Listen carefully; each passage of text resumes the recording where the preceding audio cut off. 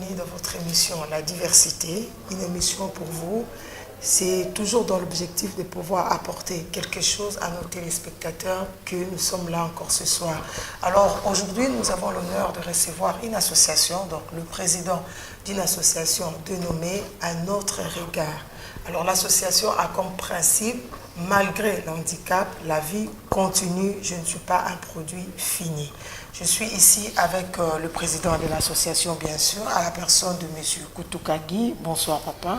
Bonsoir, maman Aline. Oui, en tout cas, nous sommes vraiment dans la joie, toute l'équipe de l'émission La Diversité, de vous recevoir sur ces plateaux. Est-ce que vous pouvez déjà vous présenter auprès de nos téléspectateurs, s'il vous plaît? Oui, mon nom c'est Guy Koutouka. Je suis congolais d'origine et je suis non-voyant, donc tardif. J'ai perdu la vue à l'âge de 17 ans et demi. C'est vraiment l'objectif de cette association. C'est ça qui m'a poussé de créer une association pour venir en aide aux gens qui sont dans la même condition que moi. Ah, ok. Merci déjà pour cette introduction. Est-ce que déjà, comme nous sommes là pour l'association, on dit que c'est le nom, comme on a parlé, Un autre regard. Vous pouvez déjà expliquer à nos téléspectateurs pourquoi vous avez donné ce nom-là, Un autre regard? Merci beaucoup pour la question. En fait, un autre regard veut dire revoir ou bien regarder la personne en mobilité réduite autrement. Je m'explique. Nous, personnes en mobilité réduite, personnes handicapées en général, nous sommes victimes de toutes sortes de stéréotypes, malheureusement négatifs. Quand on voit une personne handicapée dans la rue, on est souvent victime des rejets, des moqueries, des fois comme si on était des bêtes curieuses. C'est un peu l'idée de dire, monsieur, madame, tout le monde, que la personne handicapée, c'est une personne à part entière. On peut la considérer, on peut la respecter, on peut vivre avec. C'est ça vraiment l'explication, si vous voulez, de cet ASBL, donc un autre regard. C'est-à-dire que voir la personne handicapée d'une autre façon, comme un citoyen à part entière. À part entière, ok. Et alors, avant vraiment de rentrer un peu dans les objectifs de tout ça, de l'association et tout, est-ce que vous pouvez déjà nous parler un tout petit peu? Vous avez dit à l'introduction que vous avez perdu la vie à l'âge de 7 ans. Nous donner un tout petit peu votre histoire, si c'est possible. Oui, c'est possible. En fait, si je suis là, l'objectif, ce n'est pas de faire un exposé sur Guy, mais c'est vraiment de parler au nom de toutes ces personnes qui n'ont pas la même occasion, même chance que moi, de faire des études, d'avoir une vie sociale comme tout le monde. C'est vraiment être un modèle d'encouragement, de courage pour toutes ces personnes qui sont en situation de handicap. En fait, je parle un tout petit peu de ma ligne de temps. Je suis né dans une famille de 7 enfants, donc 6 garçons, une fille. Je suis originaire de Kikwit, vers les Bandundu. Je suis un Congolais de la RDC, je précise. Donc, j'ai eu ce problème de vue à l'âge de 17 ans et demi, c'est pas 7 ans. Ah, 17 ans et demi. Okay, oui. Alors que j'étais un jeune Congolais qui aimait bien s'amuser, qui aimait bien aller à la chasse, à la pêche, parce que je suis né au village, grandi aussi au village.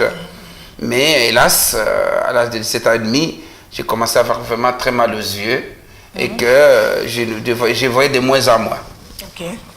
C'est à partir de là, j'étais transféré dans un centre médical à Kikwit. Là, j'étais admis dans un centre.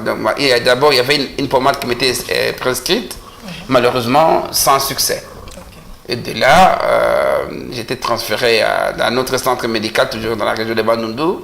Là, il disait que les diagnostics, c'était clair que là, ce n'était pas possible de me faire soigner là-bas. C'est la raison pour laquelle je me suis retrouvé à Kinshasa pour une opération au niveau de la clinique universitaire de Kinshasa. Ah, ok. Ok. Alors là, c'était vraiment juste un tout petit peu d'histoire, mais je vais signaler quand même qu'on aura encore une occasion de vous revoir sur ces plateaux pour essayer vraiment de voir comment est-ce que vous avez évolué par rapport à ça, parler un peu de votre vie professionnelle, votre vie familiale aussi. Mais ici, est-ce que vous pouvez déjà nous expliquer comment est-ce que vous avez vécu cet handicap? Vous n'êtes pas né comme ça et à 17 ans, cela est arrivé vis-à-vis de vous-même et le regard des autres personnes. Comment est-ce que vous avez fait des stratégies, peut-être des idées pour surmonter et accepter cette situation? Merci beaucoup, Maman Aline. Je signale ici que je suis un non-voyant tardif. Quand on parle des aveugles, vous avez deux grandes catégories. La première catégorie, vous avez des aveugles de naissance. Okay. Les gens qui sont nés aveugles. Moi, je suis un aveugle tardif. Okay. Je viens d'expliquer il y a quelques minutes d'ici que j'ai perdu la vue à l'âge de 17 ans et demi. Là, j'ai terminé déjà mes humanités pédagogiques à Kikwit. En dessous de ça, vous avez une petite sous-catégorie qu'on appelle des malvoyants. Un malvoyant, c'est quelqu'un qui voit un tout petit peu. Okay. Encore une fois, vous avez des malvoyants de naissance et des malvoyants tardifs. Okay. Maintenant, du point de vue apprentissage, il est évident que quelqu'un qui n'a jamais vu, il est beaucoup plus objectif, plus sûr. Parce qu'il ne sait pas ce que c'est un trou, il ne sait pas ce que c'est une chute. À ce moment-là, même dans les remarches, ils sont plus ou moins rassurants. Mais par contre, quelqu'un qui a vu comme moi, pour parler un tout petit peu de moi, il m'a fallu 2 ans pour me remettre. Parce que pour moi, tout s'arrêtait. Je ne voyais pas un aveugle étudier, je ne voyais pas ce que je deviendrais. Parce qu'à l'époque, j'étais à Kikwit. À Kikwit, à l'époque, il n'y avait pas d'école d'aveugles. Alors, c'est pour vous dire que c'était vraiment très, très difficile pour moi. Moi qui étais bon élève, qui réussissait bien à l'école primaire et secondaire, me retrouver à cette situation de la non-voyance, c'était vraiment comme si le ciel tombait sur moi. C'est vrai que je ne peux pas parler de l'acceptation. L'acceptation, c'est un mot que je n'acceptais pas, mais maintenant, on ne peut pas dire que j'ai accepté mon handicap. Mais ce que je sais, c'est de mieux vivre, mieux gérer le handicap. Oui. Vous comprenez? Oui. Donc maintenant,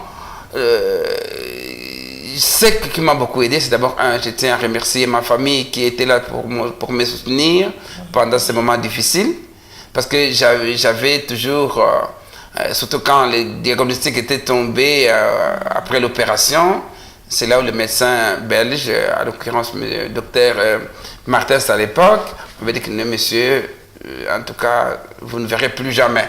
Voilà, vous êtes aveugle. Qu'est-ce que j'ai eu comme maladie? J'ai eu une maladie qui s'appelle le glaucome. Le glaucome, si vous voulez, c'est une hypertension oculaire qui n'a rien à voir, bien entendu, avec la tension artérielle. Okay. Donc, l'hypertension oculaire, si vous voulez, l'œil, si vous voulez, est subdivisé en deux. Vous avez la première partie de l'œil qu'on appelle la partie optique, qui nous permet de voir, et la partie nerveuse qui est liée au cerveau. Okay. Les deux parties sont liées, c'est ce qu'on appelle les nerfs optiques. Donc, dans le cas du glaucome, si vous voulez, les nerfs optiques se rétrécissent. Donc, le nerf ne sait plus communiquer l'image du cerveau pour communiquer dans l'œil. C'est ça qu'on appelle le glaucome.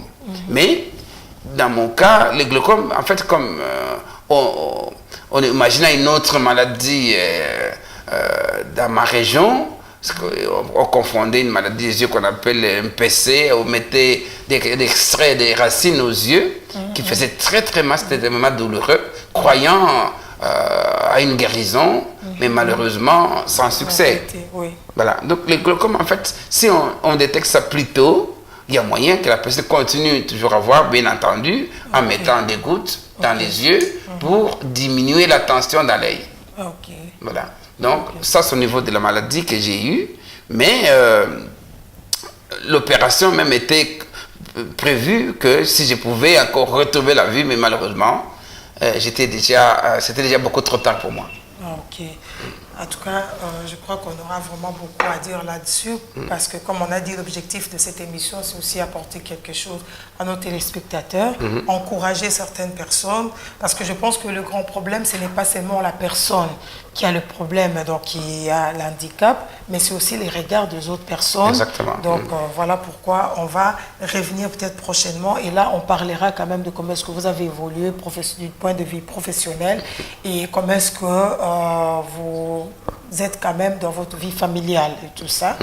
Et avec votre permission, on viendra peut-être chez vous voir un peu la documentation que vous avez et voir un peu comment est-ce que vous vous déplacez et tout ça et comment est-ce que vous vous occupez de votre famille parce que je signale que vous êtes marié. Oui, tout à fait. Vous avez aussi des enfants, donc c'est quand correctement même marié. Oui. Correctement marié. Ok. Alors ici, comme on va parler de l'association, à notre regard, est-ce que vous pouvez déjà nous présenter l'association? Bon, du point de vue de l'association et notre regard, l'objectif principal, c'est d'abord parler de la démystification. En clair, qu'est-ce que ça veut dire? Rendre le handicap visuel, parce qu'ici j'explique que cette association s'occupe essentiellement des personnes handicapées de la vue, donc des aveugles et des malvoyants, de l'Afrique centrale. Je dirais même de toute l'Afrique, parce qu'il n'y a pas seulement en Afrique centrale, il y a aussi des aveugles au nord de l'Afrique, il y a aussi des aveugles en Afrique du Sud. Donc nous sommes là comme une structure d'appui. Donc d'abord, au niveau de la sensibilisation, c'est-à-dire sensibiliser ce que j'appelle moi les milieux, donc l'environnement immédiat, c'est-à-dire la famille, les quartiers et les services publics. Pourquoi d'abord l'environnement immédiat? Parce que dans beaucoup de familles, en Afrique en tout cas, quand il y a un problème de handicap, on pense à la sorcellerie, on pense au mauvais sort, on pense à la malédiction. Pourtant, des maladies existent aussi. Je ne dis pas que je minimise la sorcellerie, mais je pense, hélas, je crois qu'on ne doit pas toujours considérer des choses, des fois, qui sont impossibles, peut-être difficilement vérifiables, mais pensons quand même à certaines maladies qui existent aussi dans nos régions tropicales. Donc, la démystification, en fait, est rendre l'handicap accessible.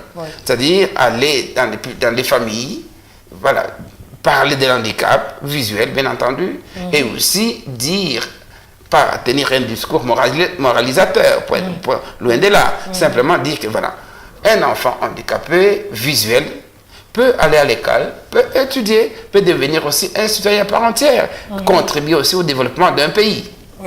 Voilà, donc ça au niveau de l'environnement immédiat qui est la famille, de deux, aussi au niveau que j'appelle des quartiers, des services publics. Parce que même il y a beaucoup d'administrations, même du point de vue emploi, la personne handicapée en général a du mal à trouver du travail et surtout être acceptée dans une structure reconnue, voilà, pour étudier ou travailler.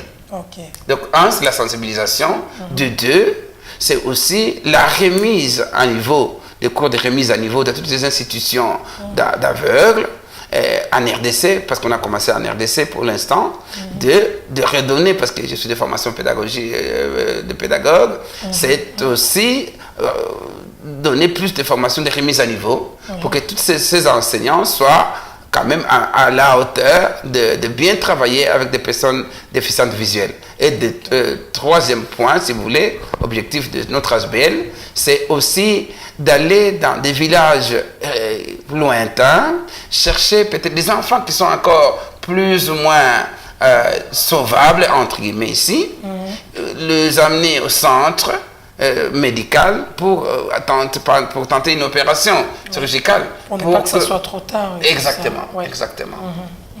Voilà un peu en gros ce que je peux dire pour l'instant. Alors c'est là, par rapport à votre explication, de là est parti maintenant le principe de je ne suis pas un produit fini. Ça c'est ce que vous dites à ceux qui vous entourent ou c'est que la personne qui a l'handicap doit se dire lui-même pour essayer de relever un peu et de remonter un peu la pente, si je puis dire. Merci beaucoup pour cette question. En fait, quand j'ai pas de produit, je ne suis pas un produit fini. D'ailleurs, je vais quand même changer, j'aime bien un peu modifier certains de mes propos. Je dirais, je suis une personne, mais pas une maladie. D'accord. Donc, je suis une personne, pas la maladie, pas l'handicap. L'handicap, c'est un état physique, mais je suis une personne à part entière. Je sais marcher, je sais parler. Mais ce qu'il faut arriver à faire, c'est démystifier, donc sensibiliser, enlever dans la tête des gens cette image stéréotype de dire une personne handicapée ou aveugle, c'est une personne qu'on doit toujours assister, qu'on doit toujours être là pour donner un coup de main. Il est vrai que ça peut se faire. Mais non, mon discours est tout à fait, je dirais, double, si vous voulez, hein, si je peux m'exprimer ainsi.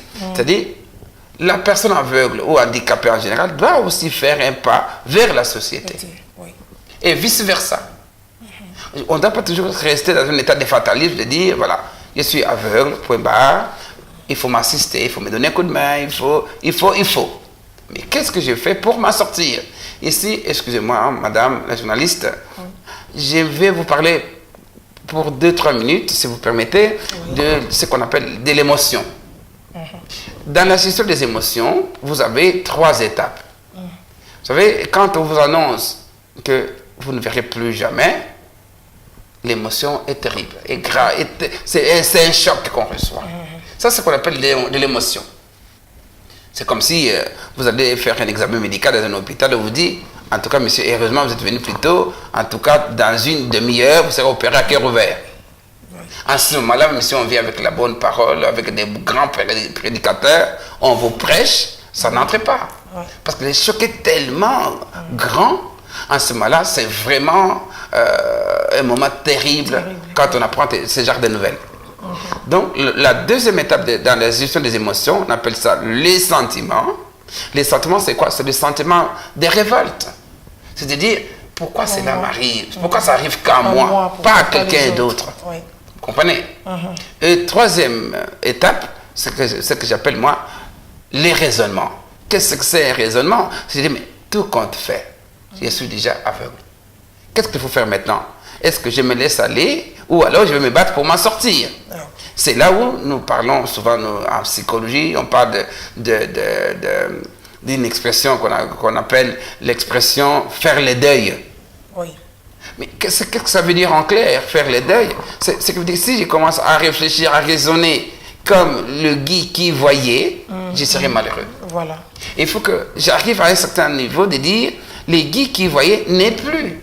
N'existait plus. Maintenant, les Guy qui vit, maintenant c'est un Guy qui est aveugle. Donc je fonctionne, là ce que j'appelle moi, dans la réadaptation fonctionnelle. Je fonctionne avec d'autres matériels que je n'avais pas avant, que je n'avais pas besoin avant. Pour l'instant, j'ai du matériel adapté. Quand je suis dans la rue pour aller au travail, j'ai ma canne. Vous voyez qu'avant, étant une personne qui voyait, je n'avais pas besoin. Vous voyez un peu la gestion des émotions, c'est-à-dire arriver à un certain niveau de vie, de dire, ok, c'est arrivé, qu'est-ce que j'ai fait avec ça? Ça peut seulement pour les aveugles, ça peut aussi servir à beaucoup de gens qui connaissent soit les problèmes de séparation, des problèmes de divorce, problèmes des maladies incurables, au lieu de se dire, bah, c'est arrivé maintenant, quels sont des outils, des moyens que j'ai encore pour m'en sortir. C'est bien que le problème est là, la maladie est là, la mort est arrivée, l'handicap est arrivé. Et comment que les moyens alternatifs de m'en sortir pour m'en sortir? C'est ce que j'appelle moi le raisonnement. Voilà un peu en gros. Alors j'ai une question dans ma tête, je me dis, est-ce que quand cela est arrivé, vous êtes posé quand même aussi d'autres questions pour dire, ou quelque part avoir un peu de regret pour dire peut-être que c'est la faute peut-être au médecin ou c'est la faute de telle personne, on n'a pas pu détecter avant, on ne m'a pas bien soigné, et voilà, on aurait dit peut-être détecter avant et tout ça, vous avez eu ces sentiments-là quelque part ou pas? C'est vrai, c'est vrai. Je m'étais posé beaucoup de questions. C'est-à-dire, pourquoi cela m'arrive? La femme, comme je vous ai dit d'emblée, nous sommes nés 7. Pourquoi? Parce que les 7, il n'y a que moi qui perds la vue. Bon, est-ce que c'est un mauvais sort? Est-ce que ce sont des sorciers? Ou il y a une injustice quelque part? Bon, la deuxième question, c'était, qu'est-ce que je veux devenir? Parce que je suis né dans un pays ou dans une région, je ne voyais presque pas d'aveugles. Les aveugles que vous voyez sont des personnes, c'était des personnes âgées, bon, ça c'est normal. Mais avoir un jeune qui ne voit pas, c'était pas fréquent dans ma région à cette époque-là. Mais c'était aussi, qu'est-ce que je vais devenir demain?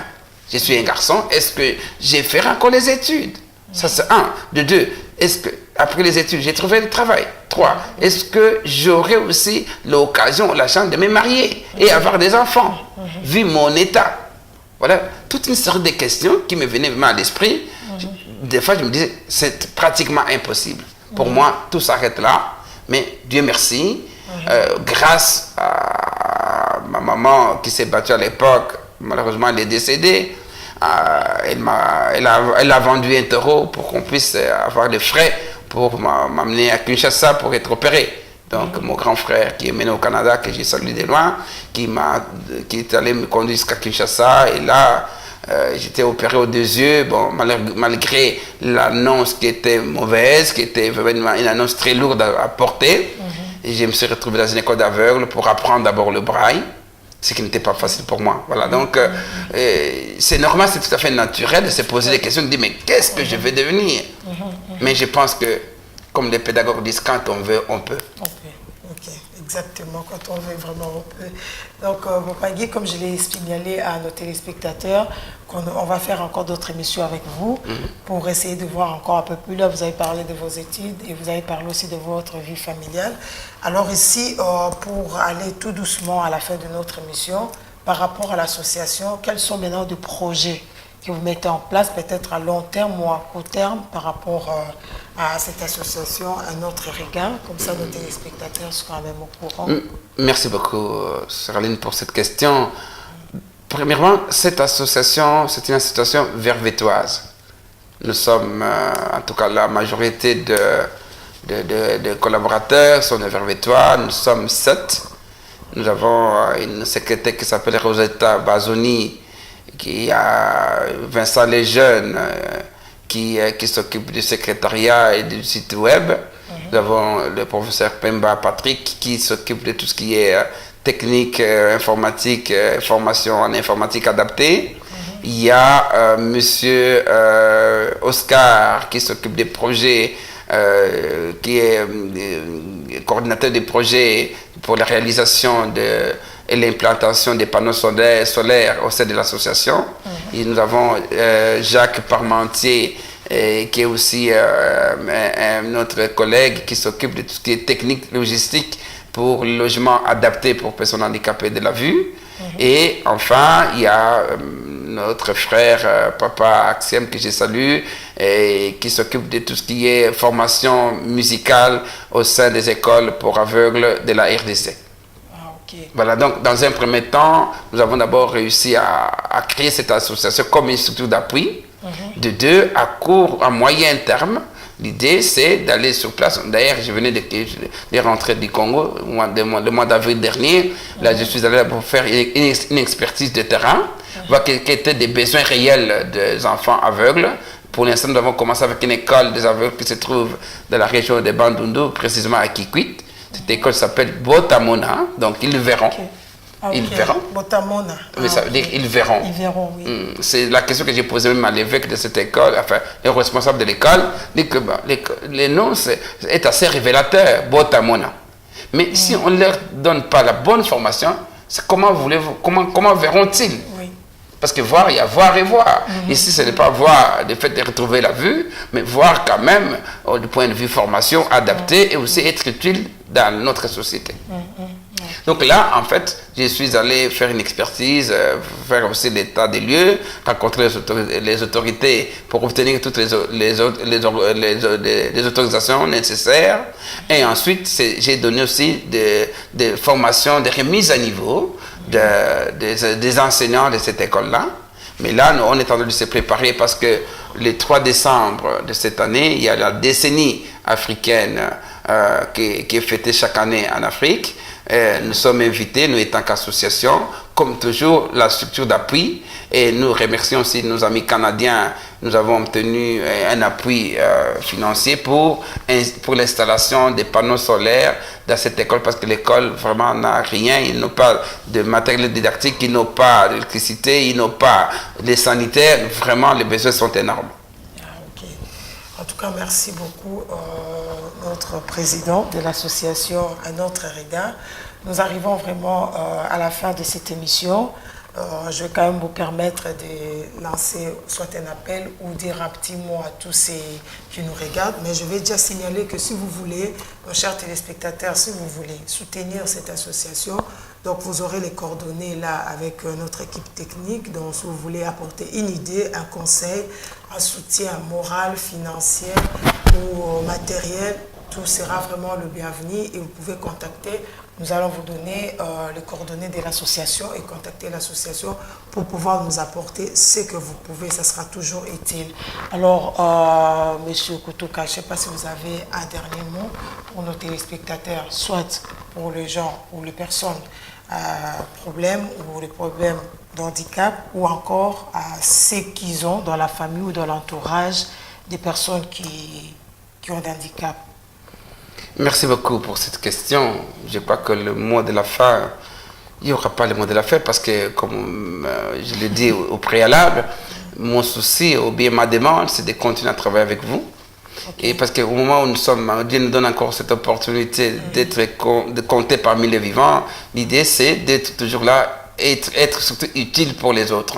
En fait, ici, je vais juste dire deux petits mots.